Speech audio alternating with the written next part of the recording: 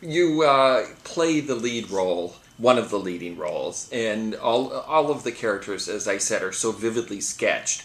We immediately, the minute we see this chubby guy having an exasperated fit at the beginning, we know he's funny and sweet, and he turns out to be the mayor of the town. Yeah. And the woman who is his wife, who is sort of the unofficial leader of the women's group, is also just, it's like you cast them by their faces and by their body types, and they just score so well. Yeah. When you write, did you have specific people in mind, or you just knew what the characters were and you were able to find them?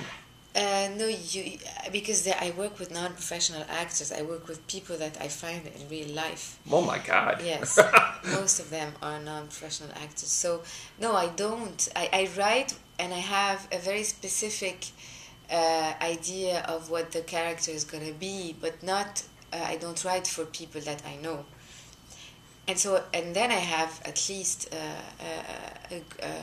a crew of at least 15 to 20 people that go everywhere in Lebanon and start filming people according to the description that I make of these characters. And then I see the tapes, and then I choose the people. So it's a very long process, but I write with the character very clear in my head, the physical aspect, even the way they talk, the way they, the way they are, but not with anyone specific in mind. No. And do you have a workshop then when you bring this cast together that have never worked before or acted, and you go through the process of them playing their characters? I see them, no, it's not a workshop. I see them a lot of times. I see them many times. I film them also many times. Does this mean like 2 or 3 times when you say many? Yes, 2 or 3 times, and sometimes more. And there's a relationship that develops, and then I don't like to rehearse a lot. I do sometimes, put them in a certain situation and see how they react in a certain situation. But I try as much as I can to keep it very, very spontaneous. And sometimes they don't even know what the scene is going to be. They discover it the same day of the shoot. Because when you are working with non-professional actors, it's very hard to limit them. It's very hard to tell an unprofessional actor, you should keep your mark, or you should walk from here to there. It's very important to give them as much freedom as you can to keep their spontaneity.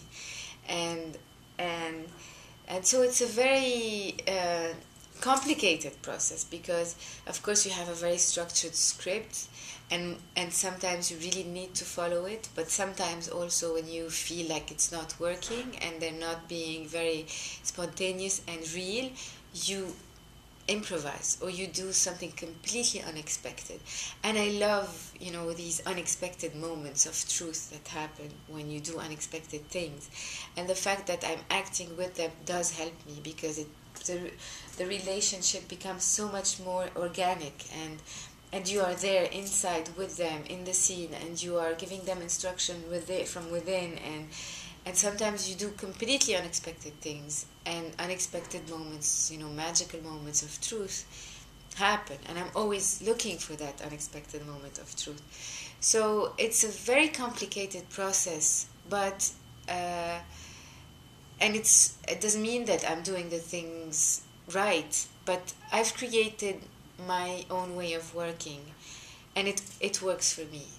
It works for me. For the scene, for instance, when the mayor's wife has her vision with the Virgin, and the Virgin has been given real blood to come down as if she's crying, and then the other ones whisper to her what she should be saying. How was that scene filmed then? Was that done? That was very confusing for the technical crew, because I was there right next to Yvonne, who's the mayor's wife, and they were filming, but they didn't know if when I was whispering for her, was I giving her instructions, or was I acting, or was I, it was very, for them, most of because some of in the technical crew don't understand the language, because they come from France, and so it was confusing, and most of the time it's very confusing for the technical crew. It's hell, because they don't know what's happening. They don't know if they should be filming or not filming now, and I'm there with the actor, so I'm on the other side, so they don't dare to interfere sometimes, and so they keep rolling and rolling and rolling, and I like it. I want to have these stolen moments of truth, and there's so many moments like this in the film. You don't know, but it's filled with unexpected moments and stolen moments, and so I like to work with this way. It's not very structured. It's not the way everybody works. It doesn't mean that this is the right way, but it's a way that works for me. In casting the Catholic priest of the village and the Muslim cleric, they seem to be real. Were they actually a priest and a cleric? Actually, the priest in real life is a Muslim, and the imam in real life is a Christian. And no, they're not a priest and imam and sheikh in the real life. No. And were there any censorship issues that you had to worry about with this movie? At first, I thought I had. Of course, you do share it with the censorship, and then you see what happens. And luckily for me, strangely, everything was very smooth. I have a way of how do you say, proposing things softly. So it's, of course, some of the things might be shocking, some of the scenes might be a little bit shocking, but they were willing to take the risk with me. We had a very civilized conversation. I explained to them why I was doing what I was doing, why there was these scenes that were shocking were important for the film, were important for the message, and really we decided to take the risk together. Even though they thought it might be dangerous, they took the risk with me. And what would be an example of one of those shocking scenes? Having the hash and the pills being made into brownies? No, not that. Everything that has to do with religion. When you're talking about religion, it's a very delicate subject.